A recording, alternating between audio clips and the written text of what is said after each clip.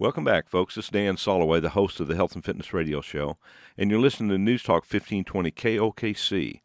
I have Dr. Pye with me from New Mexico, and he's a very interesting MD. But Dr. Pye, give me your background.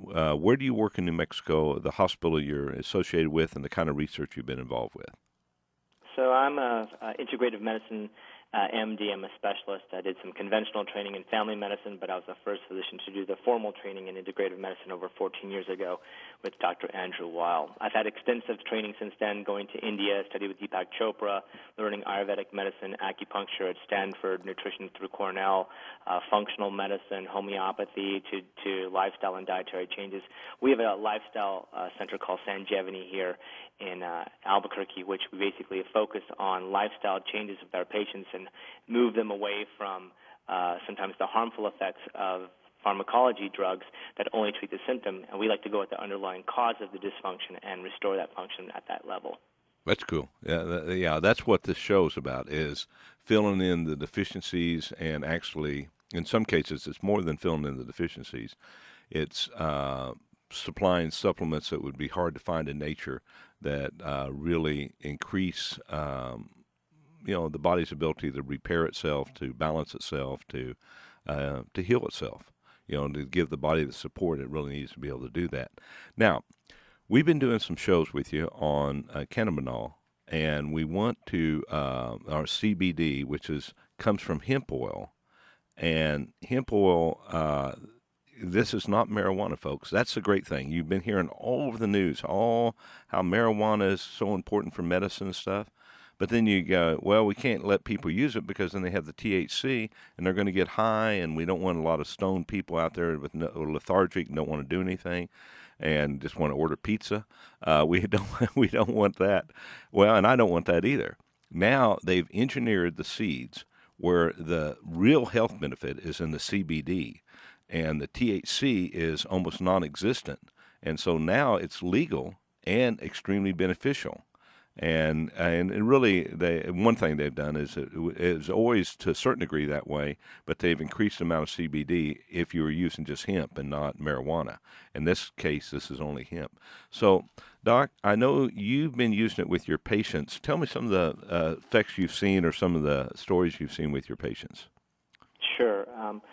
For most of the part, when most people come into my office, just say the general patient, most people are struggling with anxiety or insomnia. That's kind of the general issue that most people carry, on top of their other chronic diseases or concerns. And so, first and foremost, that's the quickest, simplest thing that we see in terms of overall benefits. So most people are taking some type of, anti-anxiety medication, or sometimes they drink a glass of wine at night or have a cocktail just to relax at the end of the day. But again, those things are taking people out of their mind in a way, and also can also have some dangerous long-term effects like addiction or other side effects. And so using the cannabidiols or the CBD products, we find that they have a calming effect. It creates a relaxation response, but it keeps people focused, so that it's not making them drunk or high. It just makes them feel more relaxed. And so I have a lot of patients who now come in with anxiety, for example, I don't want to take my Xanax, or I'm trying to stop taking, I'm getting panicky. And if they take these drops daily, whether it's in the morning or evening, depending on the person, they notice that they're having less of those exacerbation of their symptoms. The other symptom that we see is insomnia, which almost everybody now has in America with stress. Especially the aging population. I just had a guy just came in this morning, and it was quite impressive. He's on his third bottle now, and he was telling all his friends, because he came into my office. He says, I have insomnia. I gave him a sleep formula, which is an herbal product, and it didn't work for him, but he gave it to his wife, and it worked wonderful for his wife. He said, what else do you have? I said, why don't you try this product here? And he tried it, and in fact, it took about a week. So again, there's a little bit after about 4 days to start noticing benefit. And now he says he sleeps like a baby. And so now he's coming in, and he was a little skeptical at first. I had to go through the whole education of what CBD is and what hemp is and what it is not. But for most people, it does help them with sleep. It helps myself with those same symptoms at night. I just take a little bit before I go to bed, and it does make me sleep more soundly throughout the night. For other patients, though, like when we have patients like with MS, So it helps with their spasticity. We also have a lot of patients that are cancer patients. I'm presenting in 2 weeks at a cancer conference, and there's a lot of research now in terms of how the anti-inflammatory effects, and also there's actually some direct anti-cancer properties that CBDs affect in tissues of breast, colon, and the immune system, and it helps prevent the cells from growing and spreading, but also has an appearance to actually protect the healthy cells as well. So there's kind of a twofold effect. I just had a kid just yesterday come in, and he has a seizure disorder that was worse than the kid that you saw on the CNN documentary. Oh, wow. Recently that was there. He has about 300 seizures a day. Golly. And it was just devastating for me just to even witness that, because I've never seen somebody have that kind of symptoms. And we're giving a higher concentrated oil to this child, and we should notice, just like what the literature shows, in the next few days, those seizures start to go down in nature and frequency. And our goal will hopefully that we can actually lower the kids' other medications so there's less side effects. Wow, though 300 a day. This is really something. Yeah. Now, one thing that And then when you see the documentaries on TV, for example, CNN had 2 documentaries on weeds, and an explanation from Sanjay Gupta, the medical correspondent, on what is CBD and how it works.